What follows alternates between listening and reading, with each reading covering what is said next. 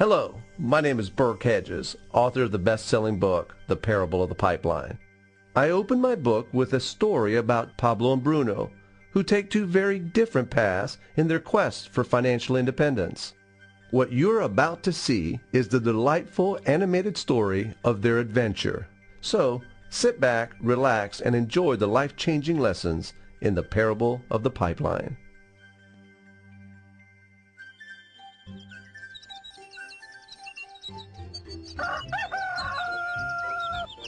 Far away, in a small village, near a beautiful valley, lived two friends, Pablo and Bruno. They were both young and dreamed of a better life for themselves. They'd often discuss their dreams about how they would become the most successful men in the village. They weren't afraid of hard work, and they searched for opportunities to help realize their goals and achieve their dreams. One day, an opportunity presented itself.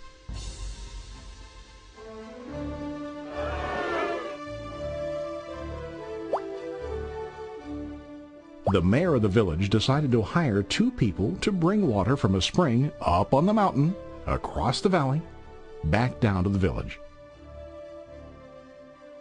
They were to be paid based on the amount of water delivered to the village. Bruno and Pablo enthusiastically got to work.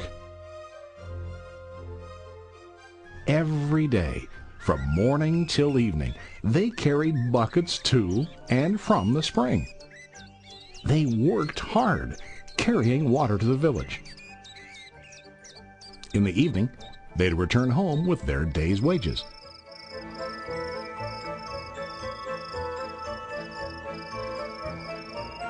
Bruno was satisfied with his work and the money he earned. He was sure that with this work he could achieve his dreams.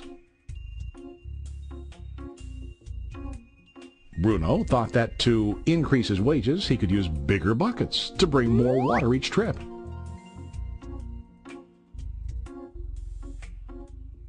He believed with a larger income he would soon be able to buy a cow and the house that he dreamed about.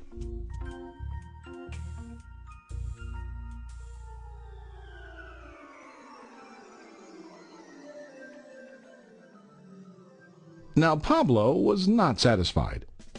At the end of the day, his back and hands ached, and he was exhausted. He was looking for an easier way to earn more. One day an idea occurred to Pablo. He imagined building a pipeline to deliver the water from the mountain spring to the village. With this pipeline, he could get more water to the village without carrying buckets back and forth from the spring to the village. Soon, he got very excited about his idea and began to plan. Pablo, of course, shared his idea with his friend Bruno and asked him to join with him to work on and help build the pipeline.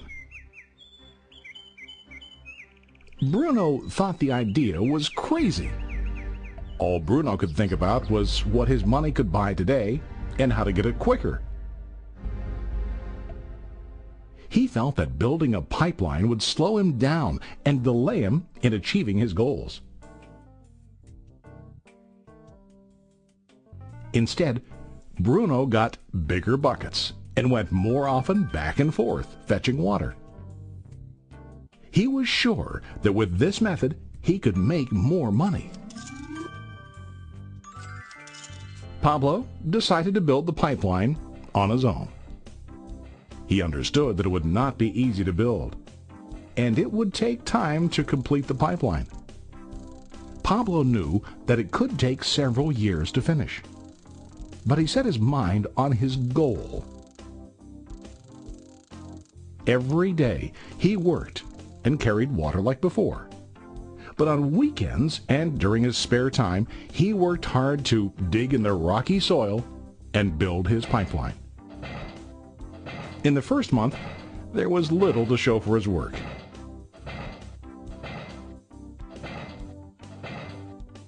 Bruno and the villagers laughed and teased him. They called him Pablo the Pipeline Man. During this time, Bruno's income doubled. He already bought a cow and a bigger house.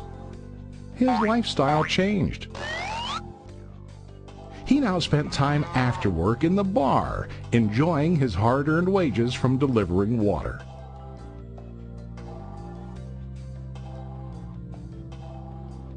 What Bruno didn't realize was that his body was starting to stoop from carrying the heavy buckets every day.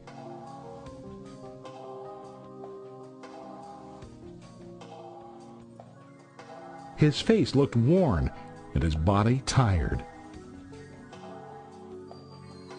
Soon, he began to carry less and less water due to the wear and tear on his body.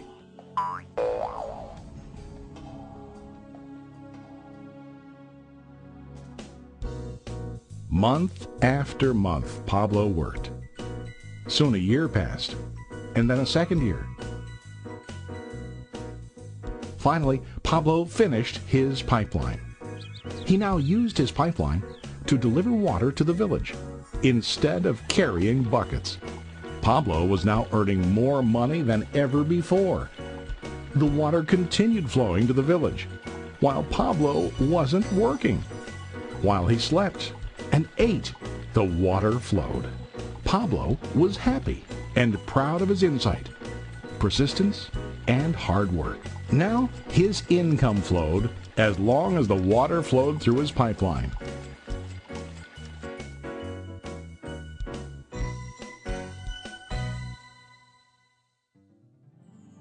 The story of Bruno and Pablo is a reflection of life. Their jobs symbolize what most people do to earn money. Bruno gets his money using buckets. He goes back and forth, carrying his buckets from the spring to the village in exchange for money. To increase his income, he either has to go more frequently to the spring or to use larger buckets. It's common in real life to increase our income by working harder. For example, working overtime or getting a second job. We also increase the size of our buckets by accepting a higher paying position, which often includes spending more time on the job. Most of us exchange time for money like Bruno.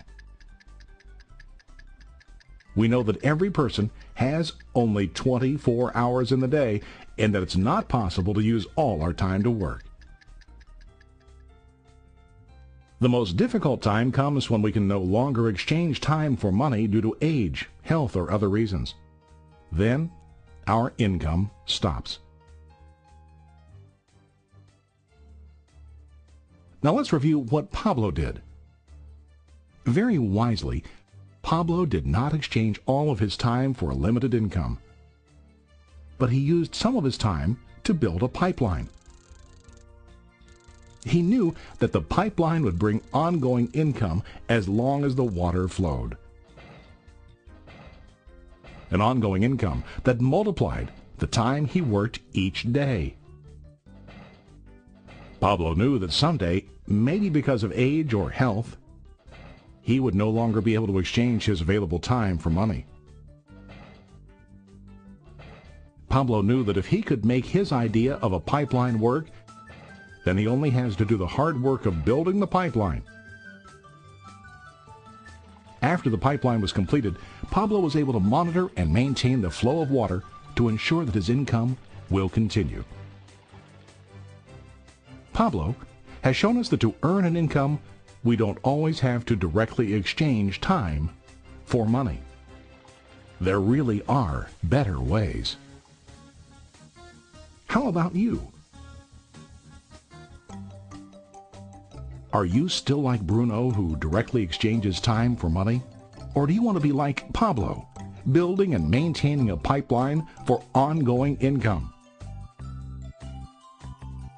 If you are interested in the idea of building your own pipeline, contact the person who lent you this presentation. You can start building your pipeline today. today.